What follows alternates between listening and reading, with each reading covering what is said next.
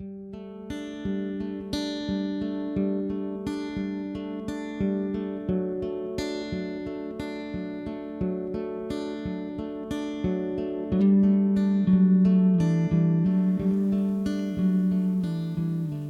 everyone, as you can see in the vise I've got like a small nymph pattern here. Now this is basically an old pattern. I originally fished it in the lochs for, basically it was Caenis it was hatching.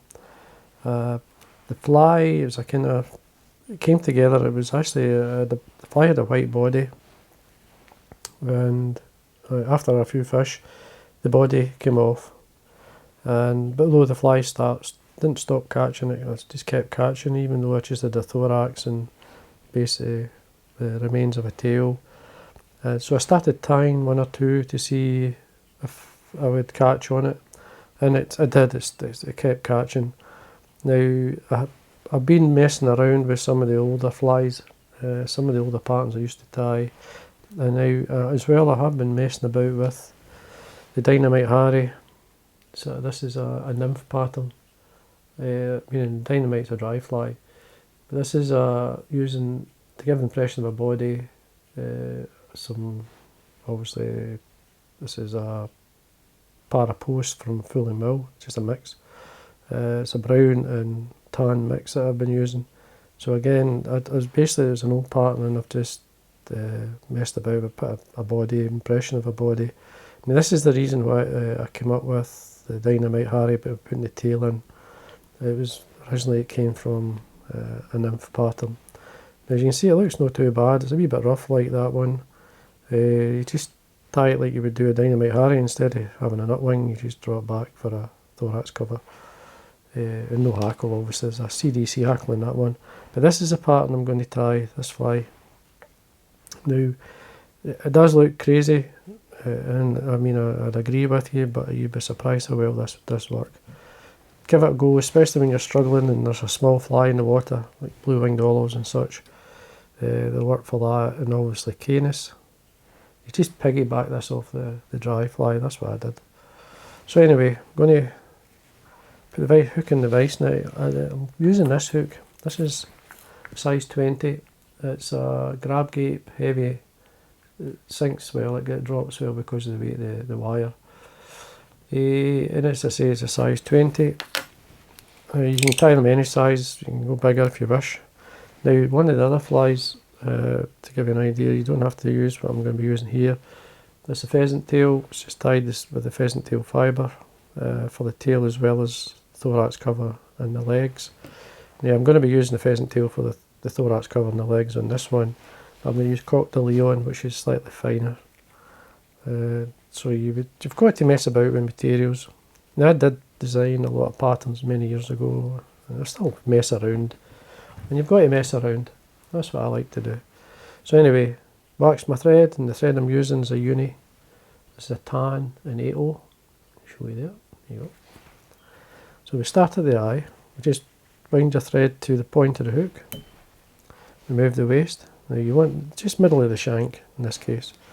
Now I'm going to use Coq de Leon fibre. This is just a medium Pardo. I'm going to pick the wrong one there. No, this is it. Medium Pardo from Whiting. Now, as I say, this gives impression of the tail and the body. So it's a nice and shiny fibre.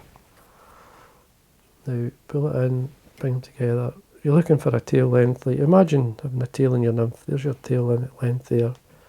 So we catch this on, but we're working up the body when we're tying this in. So we trim away what we don't need. Just making sure it's on the top.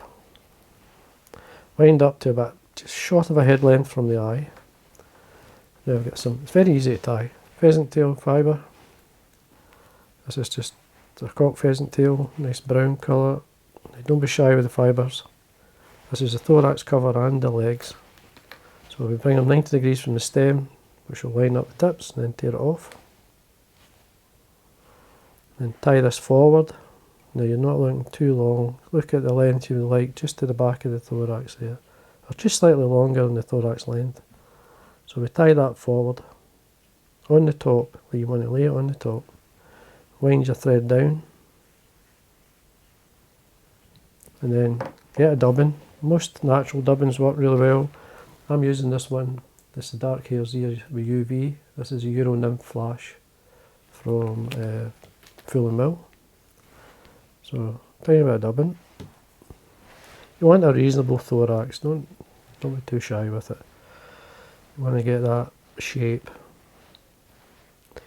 Hare's ear dubbing, anything, any natural, fox, squirrel, you name it. Just bring I'm coming onto a bare thread now, but that's okay, so what we can do is just rip it up through. Now you lift up your pheasant tail fibre, do a turn in front, just a wee bit close to the eye there, so I'm just going to put my nail in.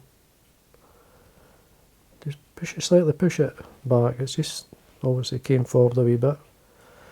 Now what I'm doing here is splitting the fibre, so if you imagine making a space for to bring the thorax cover through, so I'm just going to make sure I lift it through, and encourage them to come down either side like this. One wee fibre here I want to pull this way. Now once we're there, just come over, turn the thread, pull it tight. A couple of turns, a bit of wax on your thread. Now I'm going to fold this back and then build up the head with the thread. And don't be shy with the thread. And then a wee bit of varnish on the thread. About 1 centimetre from the eye, just brush it on. And then bit finish. Don't trim away anything until you've did this. Makes it easier to keep it out of the way. Trim away your thread. Just use the edge of the scissors to cut away the pheasant tail. And your long fibres, just trim them out. There we go. I know it's an unusual pattern.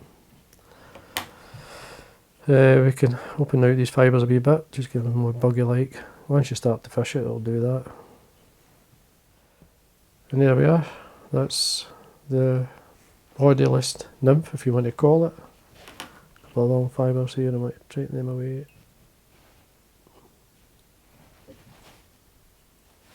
Don't want to cut away too much. Anyway, there we are. I know it's unusual. They say, just mess around, that's what fly tying's all about. If you can mess around, to say you can tie, you can use other fibres, there's pheasant tail and a long tail.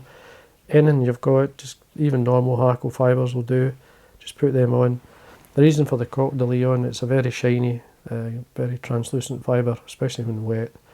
It's very strong as well, lasts a long time, and it will keep fishing. And as I say, I normally fish these off the bend of a dry. I think next time I go out I'll put one on just to show you. And maybe I need to tie 1 or 2 bigger sizes. No. So anyway, here we are folks. I thought you'd like to see it. Just a bodyless, if you want to call it that, nymph pattern. Times these things, they really work well. I say when I fished these originally, I did have a body, it just fell off, especially on catch and release. So you've got a right open bend there where, I'll lift this up so you can see that you get your fingers in, it's no problem. So anyway, there we are. So I hope you enjoyed that, and again, thanks for watching.